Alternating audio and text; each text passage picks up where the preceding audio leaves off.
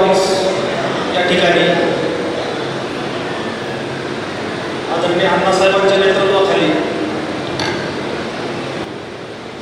या कार्यकर्त्यांच्या मेळाव्याच्या कार्यक्रमास उपस्थित या मेळाव्याचे प्रमुख आदरणीय अण्णासाहेब, या कार्यक्रमाचे प्रमुख उपस्थिती आदरणीय दादा, सोबतच मंचावर अण्णा आणि दादांचे सहकार्य आदरणीय शंकररावजी कदम साहेब, बडगेजी बाप्पू, गंगाभाऊजी गुंगरे, डाके नानाजी, युवक देखील सहकारी या ठिकाणी उपस्थित, आमचे मित्र खासदार आहे, मुखित आहे, अनेक नगरसेवक या ठिकाणी उपस्थित आहे, माझा मित्र अजिंक्य चांदे देखील या ठिकाणी उपस्थित आहे. आता सगळ्याचे नाव घेणे या ठिकाणी शक्य होणार नाही. सन्माननीय मंच उपस्थित आपल्या तालुक्यातून, मतदारसंघातून आले, जिल्ह्यातून आले सर्वच कार्यकर्ते ज्येष्ठ, सर्वप्रथम आदरणीय अण्णांच्या विनंतीला मान देऊन या कार्यकर्त्यांच्या मेळाव्याला त्यांच्या एका आठवड्याला आपले 5,000 लोक या ठिकाणी जमा झाले, त्याबद्दल सर्वप्रथम मी आपण सर्वांचा या ठिकाणी आभार मानतो. आपण मागील 2 महिन्याखाली आदरणीय अण्णांच्याच नेतृत्वाखाली असाच एक कार्यकर्ता मेळावा घेतला होता. तो लोकसभेच्या अनुषंगाने होता आणि त्या मेळाव्यामध्ये आदरणीय अण्णांनी जनभावना आणि कार्यकर्त्यांची भावना, त्यांनी केलेले मनोबल, जे व्यक्त केलेले मनोबल, त्या सर्वांचा अभ्यास करून तुमच्या सर्वांच्या विनंतीला मान देऊ ते त्या निर्णयावर ठाम राहिले आणि त्यानंतर महिन्याभराने लोकसभेची निवडणूक पार पडली, निकाल लागला, उघड्या डोळ्याने आपल्याला बघण्यासारखा निकाल त्या ठिकाणी लागला. म्हणजे यातून अण्णांची दूरदृष्टी त्या ठिकाणी आपल्याला दिसून आली आणि त्याच प्रकारचा मेळावा आज विधानसभेच्या अनुषंगानं या ठिकाणी पार पडतो आणि निश्चित रूपानं पुढच्या 3 महिन्यानं आता विधानसभा निवडणुकीची प्रक्रिया सुरू होईल. अनेकांनी सांगितलं 90 दिवस आहे, त्या ठिकाणी 100 दिवस आहे, परंतु आता अण्णांच्या पाठीशी आपण कशी ताकद उभा करायची, कसं बळ त्यांना द्यायचं, कुठल्या माध्यमातून त्यांना लोकातून उभारी द्यायची, ही आता बारकाईने लक्ष करण्याची, केंद्र करण्याची या ठिकाणी आपण सर्वांना या ठिकाणी गरज आहे. मागच्या 5 वर्षाचा काळखंड आपण बघितला, काय घडलं काय नाही घडलं, अनेक वेगवेगळ्या गोष्टी घडल्या, त्यावर या ठिकाणी मी फारसं भाष्य करणार नाही, कारण मागच्या 5 वर्षाचे आपण सर्वजण त्या ठिकाणी साक्षीदार आहात, आपण सर्वांना त्या गोष्टी ज्ञान आहे. परंतु मागच्या 5 वर्षामध्ये झालेल्या ज्या चुका त्या आता दुरुस्त करण्याची वेळ या ठिकाणी आली. आता आदरणीय अण्णा म्हटलं की एक विकासाचा दृष्टिकोन, विकासाचं माध्यम म्हणजे अशी काही प्रकारची वाक्याच त्यांच्या नावाने या ठिकाणी आपल्या मतदारसंघात झालेले म्हणलं तर वावगं ठरणार. मी देखील माझा 5 वर्षामध्ये उपाध्यक्ष असताना नगरपालिकेचा विरोधी बांधावर बसून मी काम केलं. स्वच्छता सभापती हे सभापती पण माझ्याकडे होतं. सांगायचं तात्पर्य एवढंच, आलेल्या प्रत्येक योजना ते आमच्या खात्यातून जात होत्या. आता 86 कोटी रुपये विधानसभेच्या अगोदर मागचे आहे अण्णांच्या माध्यमातून या शहराला मी तो नगर उत्तम खात्यातून त्या ठिकाणी पाणी पुरवठा योजना, अशा अनेक योजना म्हणजे जवळजवळ नगर उत्तरामधून 400 कोटी रुपये त्या ठिकाणी नगरपालिकेच्या माध्यमातून या शहरासाठी आले. आणि 4 महिन्यांनी निवडणूक झाली, मग हा आलेला पैसा म्हणजे विकासाकरिता हा आपण लोकांपर्यंत घेऊन पोहोचला नाही, लोकांना याची जाण करून दिली नाही. ही अतिशय बारकाव बाबी पण मोठ्या परिणाम त्या ठिकाणी आपल्या भोगावा. आज जवळजवळ 5-7 हजार लोक या ठिकाणी उपस्थित आहेत आणि कार्यकर्ता या नात्याने आपण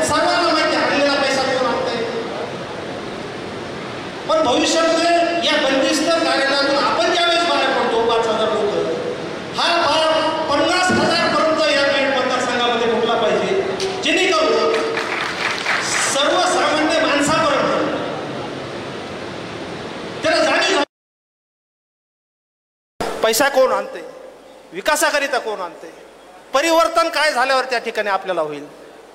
आणि हे सर्व काही करत असताना युवकांची फळी ही अतिशय महत्त्वाची आहे. युवकांचा फौजफाटा अतिशय महत्त्वाचा आहे.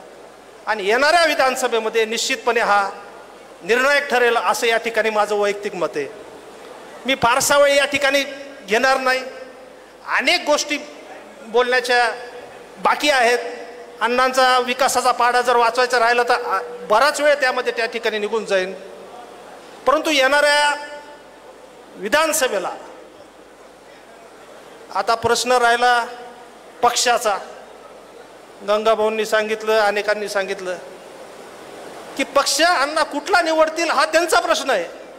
परंतु निवडत असताना आपण त्यांना 100% गॅरंटी दिली पाहिजे की अण्णा आपण केलेली कामं हे लोकांपर्यंत झाली पाहिजे. हा प्लॅटफॉर्म तयार आहे. तुम्ही कुठलीही रेल्वे आणा, आम्ही त्याच्यात बसून ती मुंबईपर्यंत पार करून दाखवू असा विश्वास आपण या ठिकाणी त्यांना देऊ. आपला फारसा वेळ या ठिकाणी घेत नाही. परंतु भविष्यामध्ये येणाऱ्या 3 महिन्यामध्ये सर्वच आपण युवक वर्ग असेल, ज्येष्ठ असतील, सर्व मिळून मिसळून त्या ठिकाणी काम करून गुलालापर्यंत आपल्याला कसं जाता येईल हाच विषय केंद्रित करून एवढंच या ठिकाणी मी बोलतो. आपला फारसा वेळ घेत नाही. धन्यवाद. यानंतर महाराष्ट्राचे नेते, आपले आदरस्थान लोकनेते जयदत्तजी यांना आपला मनोगत व्यक्त करणार आहेत. मी सर्वांना विनंती करतो, सभागृहातल्या मागच्या बाजूला कृपया येणं जाणं बंद करा. ह्या उजव्या बाजूला जे लोक आहेत त्यांनी एका जागी थांबायचे.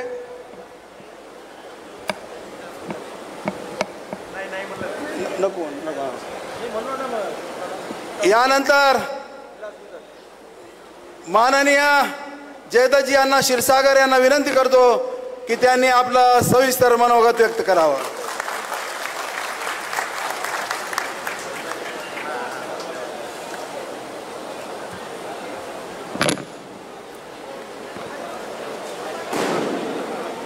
आज या आशीर्वाद मंगल कार्यालयामध्ये तुमचा सर्वांचा मनापासून आशीर्वाद मिळावा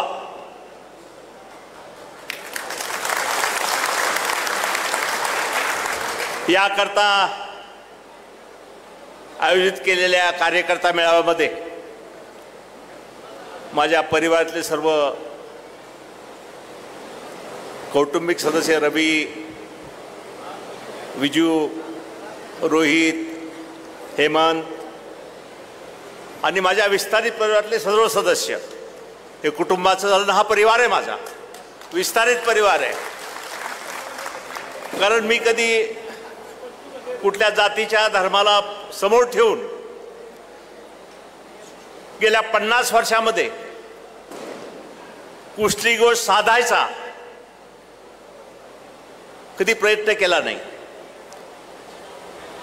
नाहीतरी जातीचं नाव घेऊन हायतरी तिली किती. आमचे घर हुडकावं लागतं तेल्याचे, कुठं गावात आहे का. एखादं घर चुकून सापडतं आणि त्यामुळं आपल्या सगळ्याच्या जाती धर्माला बरोबर घेऊन जाऊन काकू नानापासून जो राजकीय आणि सामाजिक प्रवास आम्ही केलेला आहे त्याचे आपण सर्व साक्षीदार आहात. सुदैवानं निसर्गाचं ह्यावेळेस अनुकूल आपल्याला परिमाण लाभलंय. कधी नव्हे ते मृगाचं नक्षत्र बरसलं, कधी नव्हे ते वेळेवर पेरण्या आल्या आणि आता पुढं पेरते व्हा. शेतात नव्हे मनात पेरते व्हा. आता औरंगाबाद ते सोलापूर नेहमी मृगाचं नक्षत्र कोरडं जातं आणि दुष्काळ तर आपल्या 5वीला पोचलाय. तो हे वर्ष चांगलं आहे, निसर्गानुकूल आहे, पेरण्या वेळेवर झाल्या, फक्त पाण्याचं साठवण वेळेवर झालं नाही. होईल मोठं भविष्यामध्ये, सुदीन सगळ्या आपल्याला भविष्यात येतील ही अपेक्षा व्यक्त करतो. आणि निवडणुका नुकत्याच झाल्यात लोकसभेच्या. नुसत्या आपल्या भारतात आणि हिंदुस्थान निवडणुका आल्या नाही, हा लोकशाहीचा उत्सव साजरा केला नाही, तर जगामध्ये 40 देशात निवडणूक आहेत ह्या वर्षात. 40 देशामध्ये, अमेरिका असेल, इंग्लंड असेल, आफ्रिकन कंट्रीचं लोकशाही मानतात, अशा 40 देशामध्ये हे लोकशाहीचं पर्व साजरं होत आहे. आणि लोकशाही ही कुस्ती आहे, राजकीय कुस्ती आहे. याच्यामध्ये यश अपयश, जय पराजय हे तर चालूच असतं. मी पडलो, काकू अनेक पडले, अनेक निवडून आले, पण पडल्यानं खचून जायचं नाही आणि विजयानं हुरून जायचं नाही. हा वसा आणि वारसा सातत्यानं आपण जोपासलाय. ताकदीनं निर्धारानं पुढं जायचं. आणि सत्ता हे काही अंतिम आपलं साध्य नाही. सत्ता मिळाली, खुर्ची मिळाली की त्या माध्यमातनं जगाचं भलं आणि सगळ्यांचं भलं करायच्या ऐवजी आपलं वैयक्तिक कसं भलं होईल, वसुली आणि टोल कसा सुरू होईल, आणि सार्वजनिक कामातनं आपली प्राप्ती कशी होईल, हा सगळा जो नूर आता पालटलेला आहे त्याला जर आवर घालायचं असेल, त्याला जर नियंत्रणात ठेवायचं असेल, तर मला वाटतं पुढचे 100 दिवस नुसती विधानसभा, नुसती बीडची विधानसभा नाही, जिल्ह्यातल्या विधानसभा, राज्यातल्या काही विधानसभा ज्या ठिकाणी आपलं संबंध आहेत, ज्या ठिकाणी आपण मदत केलेली आहे, ज्या ठिकाणी पोटेन्शियल कॅन्डिडेट्स आहेत, त्या ठिकाणी आपल्याला आखणी आणि बांधणी जुळणी नुसती विधानसभेची नव्हे, जिल्हा परिषद, पंचायत समिती, नगर परिषद, ह्या सगळ्या संस्था ज्या सर्वसामान्याच्या भल्याच्या आहेत त्या मार्गी लावायच्या असतील आणि चांगल्या यशस्वीरित्या पार पडायच्या असतील तर ही संधी आहे 100 दिवसाची. आणि या 100 दिवसामध्ये आता आपण, तुम्ही किती कौशल्य तुमच्या जागी आहे, एकाने मनात घेतलं तर 100ला कसं पकडू शकतात हे मला चांगलं माहिती आहे. म्हणजे समोरची माणसं कुणी 1000चा मालक, कुणी 100चा मालक आहे, कुणी 200चा मालक आहे. म्हणजे मनात घेतलं तर गावात आणि वॉर्डामध्ये, आणि तीच भूमिका घेऊन आपल्याला पुढे जायचं आहे. मी ग्रामपंचायतला उभा आहे, मी वॉर्डात उभा आहे, आणि ग्रामपंचायतला वॉर्डात उभा राहिल्यावर आपण जसे घरं पिंजून काढतो, घरं, आणि एका घरी 10 वेळा जातो, तो माणूस म्हणतो अरे बाबा बस झालं, मी तुला मदत करतो, किती वेळा माझं दार कंडी वाजवतो, किती वेळा दाराची कुंडी. अशा परिस्थितीत आपण नगर परिषद आणि ग्रामपंचायती जिंकतो, ताकदीनं पुढे जातो. आणि त्यामुळे मला वाटतं तीच पार्श्वभूमी आणि तेच कसब आणि कौशल्य आता लक्षात घेता आपल्याला हे करावं लागेल. रस्त्यात अनेक अडचणी येतात, स्पीड ब्रेकर असतात, कधी नैसर्गिक आपत्ती येते.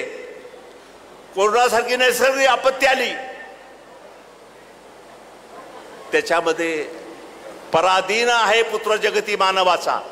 म्हणजे किती आपण चांद्रयान 3 जरी चंद्रावर उतरलं तरी आपण कुठंतरी कमी असतो, कुठंतरी कमी पडतो, आणि निसर्ग आपला भारी पडतो.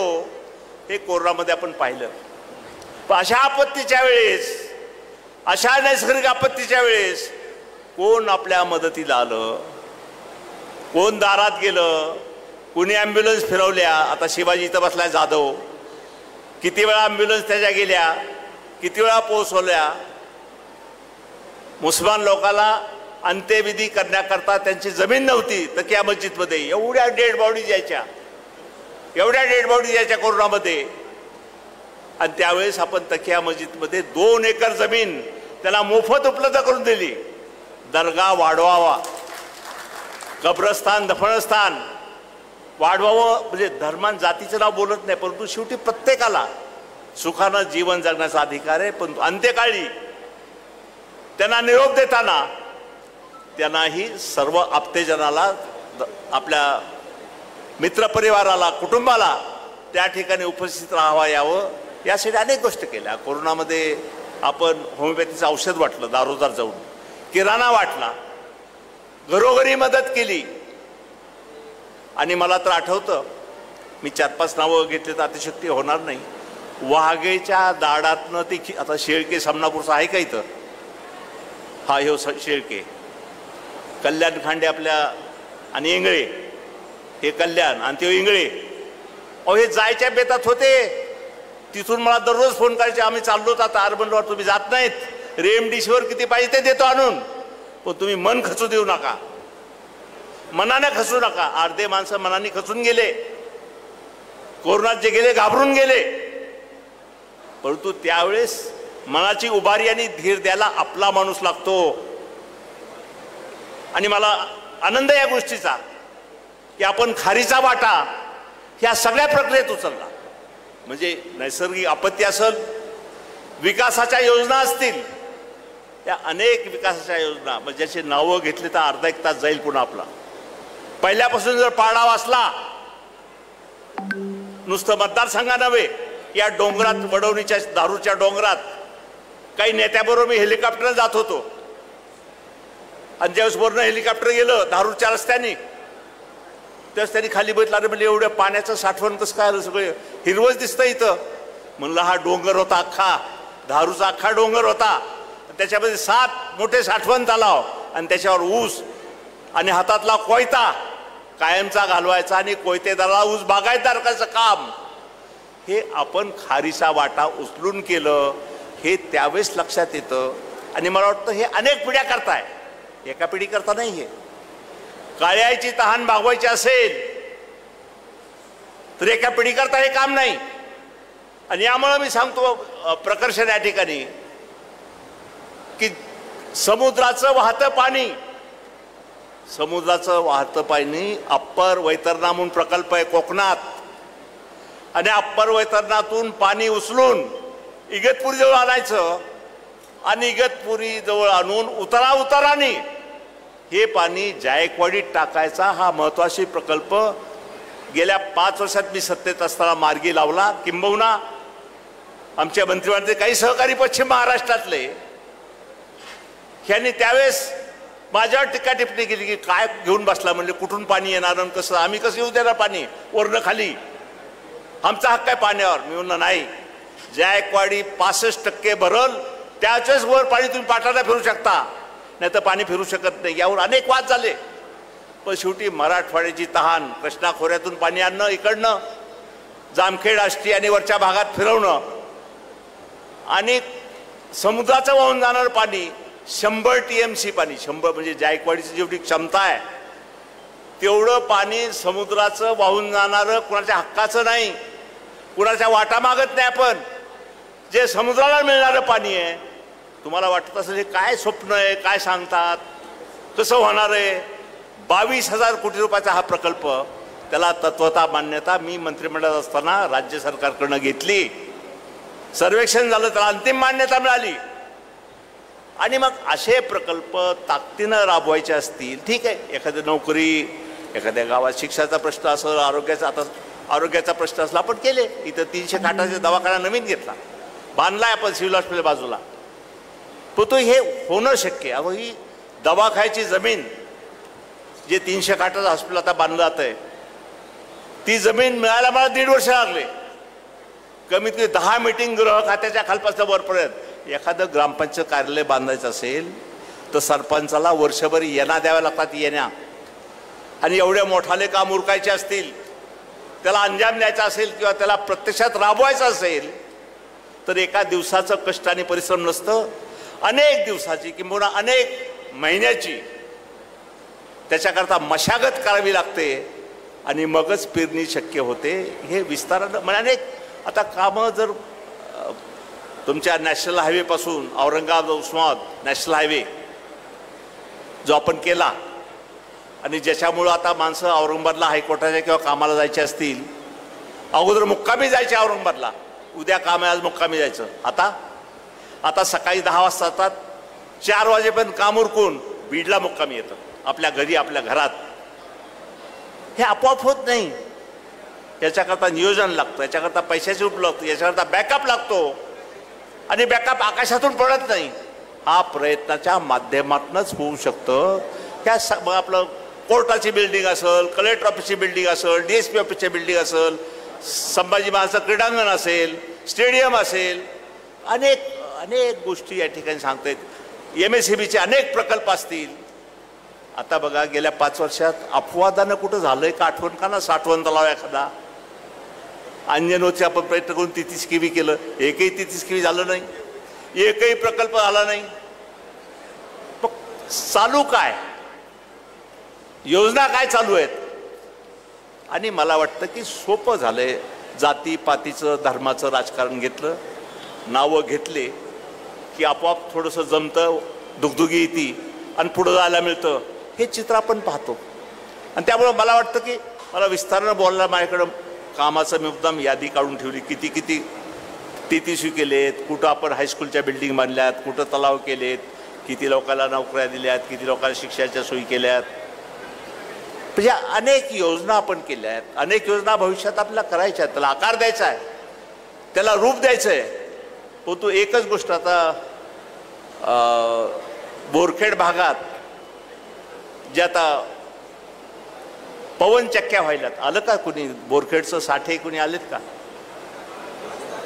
हा, हे साठे पुण्याला असतो, दिनेश साठे आलाय का? हां, हे पुण्याला असतो. आणि पवन चक्क्या हे आता बीड जिल्ह्यात जाळं विणलं जाते पवन चक्क्याचं. म्हणजे त्यातनं वीज निर्मिती होते नैसर्गिक साधनावर, कोळशातून नाही, हवेवरनं. आणि पवन चक्क्याचं जाळं घाटावर आणि विशेषतः गेवराई तालुक्यातल्या गडीच्या भागात डोंगरावर आता विणलं जात आहे. आणि त्यात फायदा काय? विजेची निर्मिती होते, त्याच्याबरोबरच ज्यांच्या पडीक जमिनी आहेत, करोडो जमिनी आहेत, पिकत नाहीत, त्यांना 50,000 रुपये वर्षाला भाडं मिळतंय जमिनीचं. 50,000 रुपये वर्षाला. आता टाटाचा सोलर प्रोजेक्ट नेकरूरला येतोय, त्याला 1200 एकर जमीन पाहिजे. 50,000 रुपये वर्षाला भाडं शेतकऱ्याला द्यायला तयार आहेत ते. म्हणजे शेवटी ह्या योजना आपण खेचून आणतो, त्याचा फायदा लोकांपर्यंत प्रत्यक्ष अप्रत्यक्ष कसा जातो हे आपण या अशा ह्यातनं आखतो. आता इथं आपला आगलावे आला असेल, सचिन आगलावे आलाय का नाशिकहून? हा, हे बाई सचिन आगलावे. हे कुठल्या समाजाचा आहे? हे नाशिकला असतो. हे सुतार समाजाचा असतो नाशिकला. तो कामं घेतो माझ्याकडून, मी मदत करतो त्याला. दिनेश साठे असतो पुण्यात, त्यांनी सांगितलं की आपण काम. म्हणजे कसं असतं, ही सोशल मीडिया आणि कनेक्टिव्हिटी ही आता एवढी वाढली, काही अडचण आली की खटकन वाचतं. आणि ट्रोलिंग आणि ट्रोलिंग म्हणजे मीडियावर पाहिलं की लगेच टिक्का टिप्पणी करायची, लगेच डाचायचं, हे तर आता सुरू झालंय. स्क्रोलिंग पण सुरू आहे. आला मेसेज पुढे ढकल. आणि स्टेटसवर आणि व्हॉट्सॲपवर DPवर काय काय टाकायचं आणि काय काय ठेवायचं हे आता सोपं झालं. म्हणजे कनेक्टिव्हिटी किती सोपं झाली. अगोदर दारोदार जावं लागत होतं, आता नुसतं DPवर टाकलं किंवा पोस्ट टाकली तर जगात जाते. जगात एका क्षणात. ही शक्ती आणि ही पॉवर आता मीडियामध्ये आलेली आहे. नुसतं प्रिंट आणि इलेक्ट्रॉनिक मीडिया नाही, हातात जे आलंय ना आता, अलाउद्दीन आणि जादू का चिराग. जसं बालपात गोष्ट आपण शाळेत वाचली, दिवा घासला, जादूचा दिवा, की राक्षस करा वाकायचा कमरेत आणि म्हणायचा बोल आका मैं तेरे लिए क्या करू. आता असं झालंय, मोबाईल उघडला, बटन दाबलं, ऑन केलं आणि हुडकिलं की सगळं दिसतं. आपलंही दिसतं, दुसरंही दिसतं. झाकता काही येत नाही. त्यामुळं बोलताना सावधान. आपण जे बोलतो ना ढिलेपणानं फोनवर, ते कधी कुठं रेकॉर्ड होईल, कधी कुठं ऑन होईल आणि कधी तो लागल. आणि कधी कुणाचे चेहरे कुणावर लावून काय आणि होईल, ज्याला डिफेक्ट म्हणतात. डिफेक्ट तंत्रज्ञानाचे फायदे आहेच, पण तंत्रज्ञानाचं नुकसान पण किती आहे. कधी कुणाचे चेहरे लावून कुठेही प्रसारित करता येतं. आणि त्यामुळं याचा चांगला वापर करून आता एवढे लोक प्रत्येकाकडे स्मार्टफोन असतात, प्रत्येकाकडे एक नाही, 2 असतील, 2 नंबर असतील. पण ते आपण कनेक्टिव्हिटीचा वापर करा ना. लाईक्स असतील, DP असतील, ज्या गोष्टी घडतात त्या चांगल्या घडतात का नाही, कशा घडायला पाहिजेत, हे बोलायला सांगायला अनेक माध्यमं साधन झाली जातात. आणि दिखावीपणावर आता जगताप अनेक लोक भाळून जायचे, पण भाळून गेल्यावर हवाई जुमले आणि जुगाड ह्याच्यावर आता राजकारण करायचे दिवस संपलेत. जुमले आणि जुगाड काहीतरी सोडून द्यायचं. नॅरेटिव्ह ज्याला म्हणतात, कथानक, नॅरेटिव्ह आणि कथानक घडवायचं आणि सहज 15 दिवस चालतं ते. एखादी सोडली पुढी की 8-10 दिवस धुराळा उडतोच आणि त्या धुराळ्यामध्ये फुपाट्यामध्ये आपलं कसं उपणून घ्यायचं हे आत्तापर्यंतची तुम्ही पाहिले. आता बऱ्याच गोष्टी अनुभवल्यात, पण आता मला वाटतं स्पष्ट दाखवायची, स्पष्ट बोलायची, स्पष्ट पाहायची.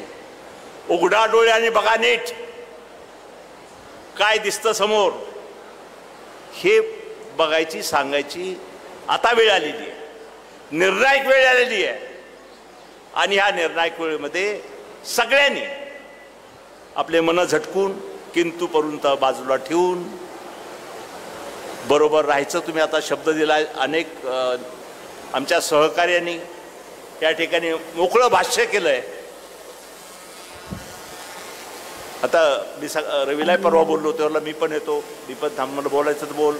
आता हेमंत बोलला, रोहित आला, विजू आली. म्हणजे परिवारातले लोक, म्हणजे कसं असतं कौटुंबिक समाधान पण असतं, थोडंसं सगळं असतं. परिवार आपला विस्तारित परिवार आहे, पण सगळ्या अर्थानं या पुढच्या प्रवासामध्ये म्हणजे आपल्याला एक नाही, आता नगर परिषद आहे, जिल्हा परिषद आहे, पंचायत समिती आहे, ह्या सगळ्यामध्ये सर्व जाती धर्माला बरोबरून जायचं आहे. एकाला नाही. मुस्लिम असतील, हिंदू असतील, हिंदूतल्या अनेक जाती पोटजाती असतील, ह्या सगळ्यांना बरोबरून जायचं आहे. अनेकाचे अनेक प्रश्न आहेत. त्यामुळं मला वाटतं की मी अधिक भाषात अर्धा तास झालं बोलतोय, मी आणखी अर्धा तास बोलू शकतो. अनेक भांडवल आहे बोलायला. आपलं एवढं केलंय आपण, ते लोकांसमोर मांडायचं असेल तर तीक्ष्ण स्मरणशक्ती आणि भावी दृष्टी सुदैवानं काकूचं वरदान मला मिळालंय. नुसतं झालेल्या घटनाचं विश्लेषण करायचं नाही. विश्लेषण तर कुणी करेल, मीडिया करेल, असं घडलं तसं घडलं तसं घडलं. अंकगणित हे +1 3 + 1 4 हे अंकगणित सोपं आहे. पण केमिस्ट्री ज्याला म्हणता येईल, केमिस्ट्री म्हणजे अनेक लोक शाळा कॉलेजात केमिस्ट्री हा विषय, रसायनशास्त्र हा विषय शिकले असतील, किंबहुना ऐकून माहिती असेल. ही मनाची केमिस्ट्री जुळणं आणि जाती धर्माच्या पलीकडे जाऊन जुळणं हे मला वाटतं सध्याच्या काळामध्ये नितांत गरजेचं आहे. जे टोकदार संघर्ष वेगळ्या नात्यानं पाहायला मिळतात बाहेर सोशल मीडियात, हे थांबवती. निवडणुका होत राहतात, जात राहतात, हार जीत होत राहते, जात राहते. तो समाज एकत्रित ठेवायचा असेल, घडवायचा असेल आणि विकासाच्या वाटेनं सर्वांना जायचं असेल तर मला वाटतं हे नितांत गरजेचं आहे. उद्या मुस्लिमाचा सण आहे, बकरी ईद आहे उद्या. त्याच्या निमित्तानं त्यांनाही मनोपूर्वक शुभेच्छा देतो. लेकिन एक बात मैं आपको बताते चलूँ, यहाँ पे आपका दिल तो साफ है, लेकिन जज्बाती भाव ऐसा रहता है ऐन चुनाव के माहौल में और वक्त में. कभी आंधी आती है, कभी जात के नाम पे, कभी मजहब के नाम पे, फिर नदी में आके फिर भाषण होते, दूर दूर से लोग आते, अपना देखो, अपना खड़ा है, अपने को जान लगाओ, जी लगाओ, ऐसी बातें होती है. तो कालिक मुंह को लगी लेकिन आईना साफ करते बैठते हैं. ये हकीकत है मैं जो बोल रहा हूँ. मौलाना वस्तानवी साहब के यहाँ पे मैं 2-3 बार गया था. उनकी तबीयत नासाज है, वहाँ भी जाने का मौका काफ़ी बार मुझे मिला. उनका यहाँ पे दायरा भी चल रहा है. दीनी और दुनियाई तालीम दोनों एक जगह कैसी हो सकती है, रूहानी और जिस्मानी दोनों एक जगह कैसी होती है, उसका माखूल अगर कहीं हमें दिखाया जाता है तो मौलाना वस्तानवी और भी जो इदारे यहाँ पे चलते हैं.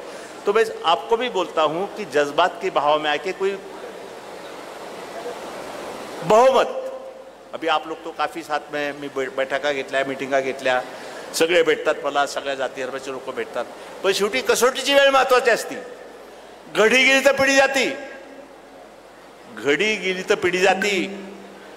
त्यामुळे या सगळ्या गोष्टीचा आतापासून बारकाईने विचार करा. पुढं आपल्याला जायचं आहे, सगळ्याला पुढं जायचं आहे.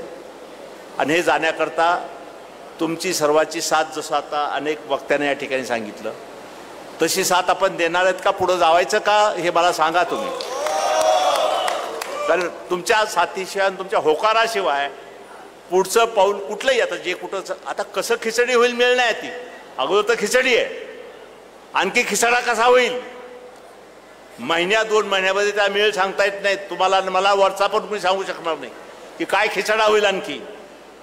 आणि त्यामुळे निर्णय कसे घ्यायचे पुढच्या भविष्यामध्ये, तुम्ही जर बरोबर असला, मनानं आशीर्वाद दिले, तर मग आपण पुढे घेऊ. योग्य वेळी योग्य निर्णय घेऊ, योग्य वेळी योग्य निर्णय.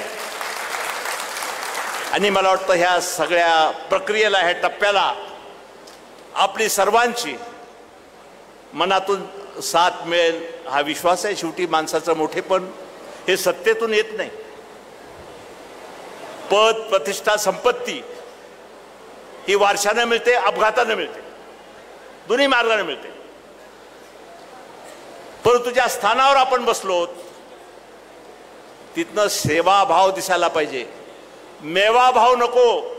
मेवा खायचं माध्यम नसतं, हे सेवेचं माध्यम असतं. आणि ते लक्षात ठेवून बडा हुआ तो क्या हुआ, जैसे पेंड खजूर. बड़ा हुआ तो क्या हुआ, जैसे पेंड खजूर. पंछी को छाया ना मिले, फल लागे अति दूर. पंछी को भी छाया नहीं मिळती, पक्षालाही सावली मिळत नाही, आणि फळंही लांब लागतात, हातात मिळत नाहीत.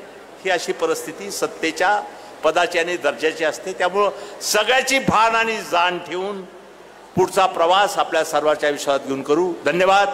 जय हिंद, जय Bharat. Come on guys, hurry up. अरे सुन ना, एक ब्रेक ले लेते हैं. Guys, I'm telling you, तुम लोगों को सही से ट्रैकिंग नहीं आता. But that's okay, you can learn. रोज का ढक्कन देना. तो ये रेड वाला है, सही वाला देना. अबे ढक्कन, पहले तो सही पानी पीना.